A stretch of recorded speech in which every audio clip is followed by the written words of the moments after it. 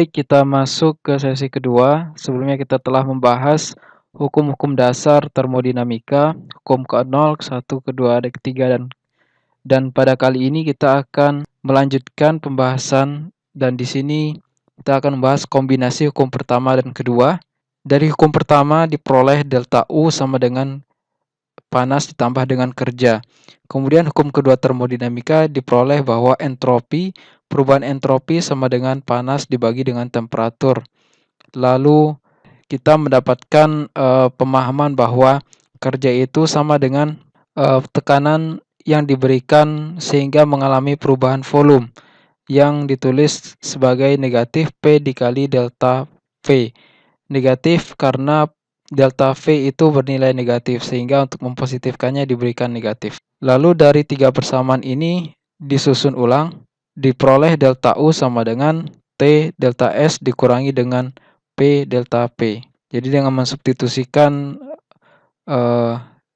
panas dalam definisi entropi dan kerja dalam definisi delta V.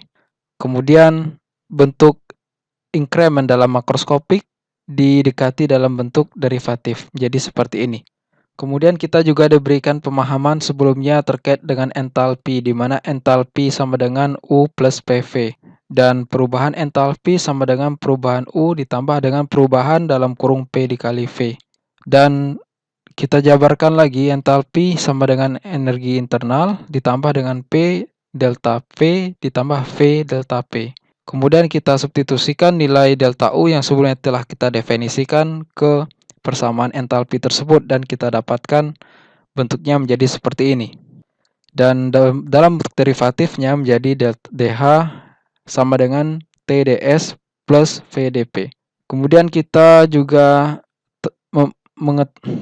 kemudian juga diberikan dua fungsi tambahan, yaitu energi bebas Gibbs dan Helmholtz, yang mana definisi awalnya untuk energi bebas Gibbs G sama dengan H dikurang TS, dan energi bebas Helmholtz itu A sama dengan U dikurang TS. Kemudian dengan membuat dia dalam bentuk delta G sama dengan delta H dikurangi delta dalam kurung T kali S.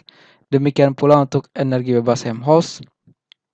Dan dengan mensubstitusikan nilai entalpi, perubahan entalpi dan perubahan energi internal yang sebelumnya telah didefinisikan, maka diperoleh bentuknya seperti ini dan disederhanakan lagi menjadi seperti ini dan dalam bentuk derivatifnya menjadi seperti ini.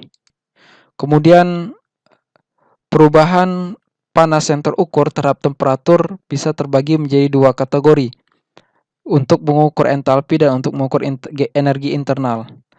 Dalam hal ini, ketika melakukan pengukuran untuk energi internal, maka dilakukan pada saat tidak terjadi perubahan volume.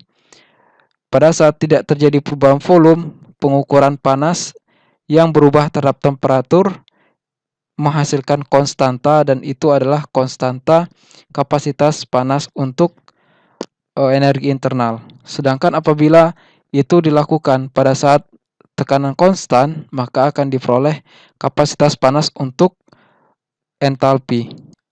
Kemudian diketahui bahwa energi bebas Gibbs itu sangat sensitif terhadap perubahan temperatur dan tekanan. Dalam bentuk persamaannya diketahui bahwa persamaannya itu dalam fungsi temperatur dan tekanan. Dan ini menjadi dasar untuk menggunakan kriteria energi bebas Gibbs dalam menentukan kesetimbangan. Dari persamaan sebelumnya kemudian dijabarkan kembali. Di sini U sama dengan delta Q dikurangi delta W plus PDV dikurangi dengan TDS sama dengan delta Q kurang TDS. Di sini negatif delta W ditambah PDV saling menghilangkan, karena kerja itu di sini merupakan yang menghasilkan perubahan volume, jadi PDV. Kemudian untuk proses spontan, dari hukum kedua termodinamika didapatkan bahwa ds itu lebih besar atau sama dengan dq per t, atau disusun ulang delta q itu lebih kecil atau sama dengan t dikali ds. Lalu dari nilai tersebut apabila kita substitusikan ke bentuk persamaan sebelumnya, maka nilai delta G atau perubahan energi Gibbs itu lebih kecil atau sama dengan 0 agar prosesnya berlangsung secara spontan. Lebih jelasnya lagi, apabila perubahan energi Gibbs itu sama dengan 0, maka proses berada dalam kondisi setimbang, tidak ada proses perubahan atau keberlanjutan suatu proses. Kemudian apabila delta G atau perubahan energi Gibbs itu lebih kecil daripada 0 atau negatif, maka prosesnya berlangsung secara spontan. Kemudian pada saat temperatur konstan dan entalpi diketahui, maka energi Gibbs itu bisa direpresentasikan sebagai delta H dikurangi dengan TdS, delta S sebagaimana sebelumnya tadi dipaparkan, yang mana nilainya itu harus lebih kecil atau sama dengan 0 agar dia setimbang atau prosesnya berlangsung secara spontan. Dan apabila syarat ini ingin dipenuhi, maka terdapat dua proses dari nilai entalpi. Proses endotermik itu memiliki nilai perubahan entalpi itu lebih kecil.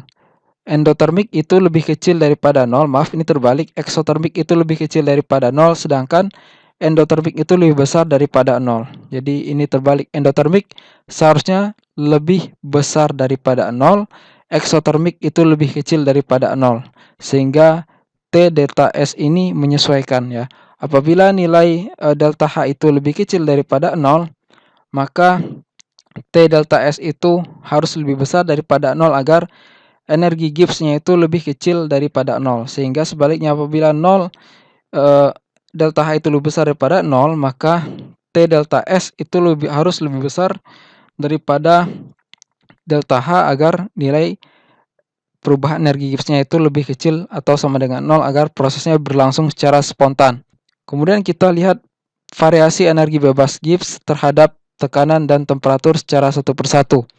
Dari persamaan dasar di mana G sama dengan H dikurangi dengan TS, maka apabila diturunkan terjadi perubahan energi Gibbs terhadap temperatur pada tekanan yang konstan, maka dari persamaan ini akan menghasilkan sama dengan negatif S. Artinya nilai S itu adalah selalu positif, sehingga nilai turunan perubahan energi Gibbs terhadap temperatur pada tekanan konstan itu akan bernilai negatif, yang mana apabila semakin tinggi temperatur atau temperatur itu dinaikkan, maka perubahan energi Gibbs akan semakin menurun.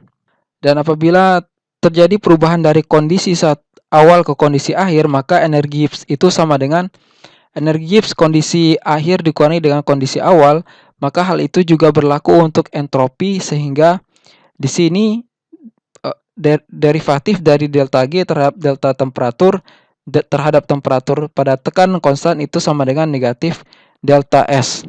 Dan persamaan dan dalam menemukan persamaan yang sesuai untuk merepresentasikan variasi energi bebas terhadap T dengan P konstan, maka ahli matematika melakukan penurunan independen untuk variabel delta G per T. Jadi diturunkan delta G per T terhadap T menggunakan aturan matematika yang dilihat sebagai berikut, dan didapatkan bentuk hasil turunan itu adalah sama dengan sebagai berikut. Dan ini kemudian disusun ulang dengan mengkondisikan bahwa turunan ini diberlangsungkan pada tekanan yang konstan, sehingga nilai turunan delta G terhadap temperatur pada tekanan konstan bisa disubstitusikan dengan negatif delta S, yang mana itu akan menghasilkan delta H per negatif T kuadrat. Jadi kepersamaan awal sebelumnya delta H itu sama dengan delta G plus T delta S, dan ketika bentuknya menjadi seperti ini maka menyesuaikan dan disederhanakan menjadi bentuknya seperti ini. Dan ini adalah bentuk sensitivitas energi Gibbs yang berubah terhadap temperatur pada kondisi tekanan konstan. Sekarang kita akan melihat bentuknya apabila dia berubah sensitivitas energi Gibbs terhadap tekanan namun pada temperatur yang konstan. Kita berangkat dari persamaan energi Gibbs yang lainnya di sini dengan bentuk dasar seperti ini. Lalu pada diturunkan energi Gibbs tersebut berubah pada tekanan untuk temperatur yang konstan sehingga nilainya itu sama dengan V. Di sini kita lihat nilainya positif, volume itu bernilai positif, dan ini memiliki implikasi bahwa semakin besar tekanan maka energi Gibbs akan semakin bertambah. Dan apabila ini diintegrasikan maka bentuk integrasinya menjadi seperti ini. Dan ketika Anda mengetahui tekanan 1 kemudian energi Gibbs pada tekanan tersebut dan diketahui volume dan Anda ingin mengetahui berapa energi Gibbs pada tekanan kedua, maka dengan menggunakan persamaan ini nilai tersebut bisa ditentukan. Kemudian apabila ini diterapkan untuk gas ideal, maka volume itu bisa disubstitusi dengan hubungan PV sama dengan nRT sehingga didapatkan bentuknya menjadi seperti ini. Kemudian bentuk seperti ini digeneralisir untuk hubungan kesetimbangan di mana delta G itu sama dengan delta G pada kondisi standar ditambah dengan RT dikali dengan ln X2 per X1 atau kondisi akhir dibagi dengan kondisi awal. Dan ini nilainya apakah itu konsentrasi, apakah itu aktivitas, atau juga bisa dalam hal ini adalah tekanan parsial. Atau juga untuk kondisi-kondisi khusus yang nanti akan dijelaskan pada salah satu contoh soal. Berikut diberikan contoh energi bebas dan hubungannya dengan temperatur. Energi bebas untuk pertumbuhan tanaman berjenis hardwood tercermin oleh persamaan di mana delta G pada kondisi standar itu sama dengan negatif RT. R adalah konstanta gas ideal dikali dengan temperatur pada satuan Kelvin dikali dengan ln konstanta kesetimbangan. Di mana konstanta kesetimbangan itu merupakan fungsi biomasa tanaman yang diperoleh pada fase stasioner dan jumlah nutrisi organik dan air yang dikonsumsi selama pertumbuhan pada kondisi suhu rata-rata. Diketahui pada saat tumbuh pada daerah dengan iklim bertemperatur rata-rata sebesar 25 derajat Celcius, terukur nilai konstanta kesetimbangan sebesar 5 kali 10 pangkat min 7 mol per liter. Dan entalpi terukur pada sebesar 7,6 kJ per mol. Dan entalpi ini adalah entalpi pada kondisi standar. Anda diminta menentukan nilai konstanta kesetimbangan apabila tanaman tersebut ditanam pada daerah beriklim dengan temperatur rata-rata 37 derajat Celcius. Keuntungan ketika mengetahui nilai dari konstanta kesetimbangan adalah ketika Anda memiliki kondisi awal atau nilai kondisi awal, maka Anda bisa mengestimasi kira-kira saat kondisi akhir bentuk atau transformasinya seperti apa. Dalam bentuk apakah konsentrasi atau fungsi keadaan yang lainnya seperti tekanan, aktivitas, dan sebagainya. Dalam hal ini mengacu pada pertumbuhan tanaman. Dengan menggunakan persamaan Gibbs-Helmholtz yang tadi telah diturunkan, maka kita memiliki persamaan energi Gibbs yang berubah terhadap temperatur pada tekanan konstan, dan itu sama dengan negatif entalpi sama dibagi dengan temperatur kuadrat, dan itu apabila diterapkan pada persamaan energi Gibbs standar yang diberikan pada contoh soal maka akan didapatkan bentuk yang seperti ini. Kemudian apabila persamaan ini kita integrasikan, karena ini awalnya adalah diferensial parsial, namun ketika saya pindah posisikan delta dot ini ke ruas kanan, maka masing-masing ruas memiliki variabel yang independen satu dengan yang lainnya sehingga menjadi turunan diferensial biasa. Dan ketika itu maka kita bisa mengintegrasikannya masing-masing sisi secara terpisah sehingga bentuknya menjadi seperti ini. Ketika diberikan kondisi batas pada saat T1 maka kesetimbangannya kesetimbangan 1 dan pada saat T2 kesetimbangannya kesetimbangan 2 untuk temperatur T1 dan T2. Sekarang kita tinggal mensubstitusikan nilai-nilai yang telah diketahui di sini. Kita mengetahui berapa entalpi pada kondisi standar, berapa nilai kesetimbangannya pada temperatur pertama, kemudian berapa nilai temperatur pertama dan temperatur kedua. Setelah disubstitusikan pada persamaan yang tadi telah diperoleh, maka didapatkan bahwa konstanta kesetimbangannya pada temperatur kedua sebesar 5,63 kali 10 pangkat min 7 mol per liter.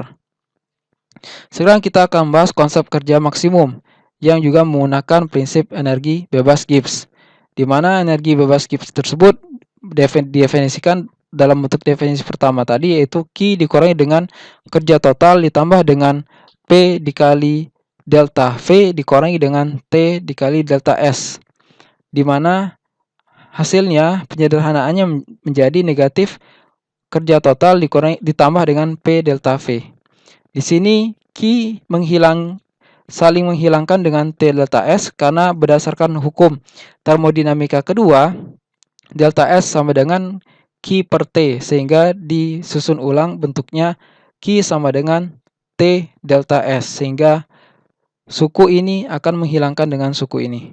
Dan hubungan yang diperoleh ini mencerminkan jumlah kerja yang bisa dimanfaatkan. Jadi jumlah kerja yang bisa dimanfaatkan adalah kerja total yang diberikan pada sistem dikurangi dengan perubahan sistem tersebut dari bentuk volumenya pada saat tekanan konstan. Dan itu disebut sebagai kerja yang terbuang. P negatif P delta V adalah kerja yang terbuang. Sebagai contoh, oksidasi glukosa pada tubuh mamalia menurut reaksi glukosa ditambah dengan oksigen sama dengan CO2 ditambah dengan uap air. Pada persamaan reaksi sebagai berikut. Kemudian diketahui panas pembakaran glukosa pada temperatur ruang sebesar negatif 2808 kJ per mol dan entropi standar sebesar 180 Joule per mol per Kelvin. Dan Anda diminta menentukan jumlah kerja maksimum dari 1 gram glukosa yang dikonsumsi. Kita mengetahui persamaan Gibbs dalam fungsi entalpi dan entropi sebagai berikut, dan untuk kondisi standar tinggal menyesuaikan, di mana entalpi pada kondisi standar diketahui sebesar negatif 2808 dan suku T dikali delta S itu sama dengan pada saat suhu ruang itu pada kondisi suhu ruangnya sebesar 37 derajat Celcius atau 310 Kelvin, dan perubahan entropi itu sebesar 182 Joule atau 0,182 kilojoule, dan itu menghasilkan minus 2864 kilojoule per mol. Dan apabila diketahui 1 gram glukosa sama dengan 0,0055 mol, maka total perubahan energi Gibbs untuk konsumsi glukosa tersebut sebesar negatif 15,9 kilojoule. Dan energi negatif ini mencerminkan bahwa proses tersebut berlangsung secara spontan. Baik, sekian untuk materi sesi kedua. Silakan uji pemahaman Anda dengan menjawab pertanyaan di LMS yang telah disediakan. Sampai jumpa di sesi berikutnya.